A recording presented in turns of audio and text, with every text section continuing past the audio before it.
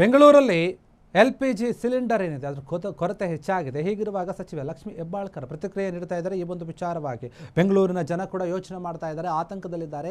LPG cylinder gas ಕೊರತೆ ಇನ್ನಷ್ಟು ಹೆಚ್ಚಾದರೆ ಯಾವ ರೀತಿಯಾದ ಪರಿಣಾಮ ಆಗ್ಬೋದು ಅಂತ ಹೇಳಿ ಎಲ್ಲರೂ ಯೋಚನೆ ಮಾಡ್ತಾ ಇದ್ದಾರೆ. ಇದ್ರ ಬಗ್ಗೆ ಸಚಿವೆ ಲಕ್ಷ್ಮಿ ಹೆಬ್ಬಾಳ್ಕರ್ ಪ್ರತಿಕ್ರಿಯೆಯನ್ನು ನೀಡ್ತಾ ಇದ್ದಾರೆ.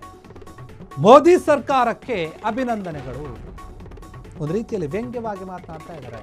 ಇದು ಅವರು ಕೊಟ್ಟಿರುವಂತಹ ಕೊಡುಗೆ, ನಮಗೆ ನಾವು ತಗೋಬೇಕಷ್ಟೇ. ಗಿಫ್ಟ್ ಕೊಟ್ಟಿದ್ದಾರೆ ಅವರು. ಭಾರತ ದೇಶಕ್ಕೂ ಕೂಡ ಸಂಕಷ್ಟ ಎದುರಾಗಿದೆ, ಅವ್ರಿಗೆ ಗೊತ್ತಾಗ್ತಾ ಇಲ್ಲ. ಅದು ಗ್ಯಾಸ್ ಸೇರಿ ಎಲ್ಲ ದರ ನಿಯಂತ್ರಣ ಮಾಡಬೇಕು, ಆದರೆ ಮಾಡ್ತಾ ಇಲ್ಲ. ಕೇಂದ್ರ ಸರ್ಕಾರದ ವಿರುದ್ಧ ಸಚಿವೆ ಲಕ್ಷ್ಮಿ ಹೆಬ್ಬಾಳ್ಕರ್ ಕಿಡಿಕಾರ್ತಾ ಇದ್ದಾರೆ, ವ್ಯಂಗ್ಯದ ಮಾತುಗಳನ್ನು ಆಡ್ತಾ ಇದ್ದಾರೆ.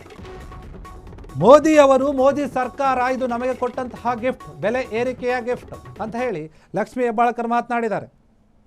ಬೇಕು ಅಷ್ಟು ಪೂರೈಕೆ ಮೋದಿ ಸರ್ಕಾರಕ್ಕೆ, ಕೇಂದ್ರ ಸರ್ಕಾರಕ್ಕೆ ಅಭಿನಂದನೆಯನ್ನು ಸಲ್ಲಿಸಲಿಕ್ಕೆ ಬಯಸ್ತೇನೆ.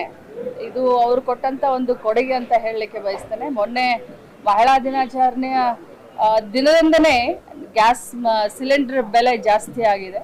ಸೊ ಎಲ್ಲಿ ಸ್ಮೃತಿ ಇರಾನಿ ಅವರು ಎಲ್ಲೋ ಯಾಕೋ ಕಾಣಿಸ್ತಾ ಇಲ್ಲ.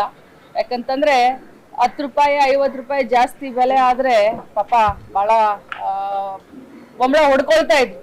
ಇವತ್ತು ಪಾಪ ಎಲ್ಲೋ ಕಾಣೆಯಾಗಿದ್ದಾರೆ, ಮಾಯ ಆಗಿದ್ದಾರೆ. ಏನು ಯುದ್ಧ ನಡೀತಾ ಇದೆ, ಆ ಯುದ್ಧದಿಂದ ಇಡೀ ವಿಶ್ವದ ಮೇಲೆ ಪರಿಣಾಮ ಬೀರ್ತಾ ಇದೆ. Specially diesel, petrol, gas, cylinder.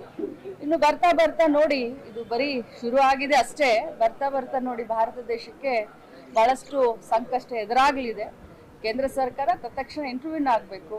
ಹೋಟೆಲ್ದವ್ರಿಗಾಗಿರ್ಬೋದು, ಅಥವಾ ಹೋಟೆಲ್ ಗ್ರಾಹಕರಿಗಾಗಿರ್ಬೋದು, ಅಥವಾ ಸಾಮಾನ್ಯ ಜನರಿಗಾಗಿರ್ಬೋದು, ಈ ಒಂದು ಬೆಲೆ ನಿಯಂತ್ರಣವನ್ನು ಮಾಡಬೇಕು. ಜೊತೆಯಲ್ಲಿ ಗ್ಯಾಸನ್ನ, ಸಿಲಿಂಡರ್ನ ಇಮಿಡಿಯೇಟ್ ಆಗಿ ಎಷ್ಟು ಬೇಕು ಅಷ್ಟು ಪೂರೈಕೆ ಮಾಡೋದ್ರಲ್ಲಿ ಗಮನ ಹರಿಸಬೇಕು.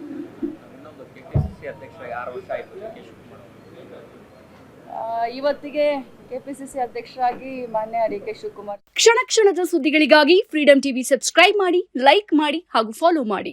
ಹೊಸ ಸುದ್ದಿಗಳ ನೋಟಿಫಿಕೇಶನ್ಗಾಗಿ ಬೆಲ್ ಐಕಾನ್ ಮೇಲೆ ಕ್ಲಿಕ್ ಮಾಡಿ.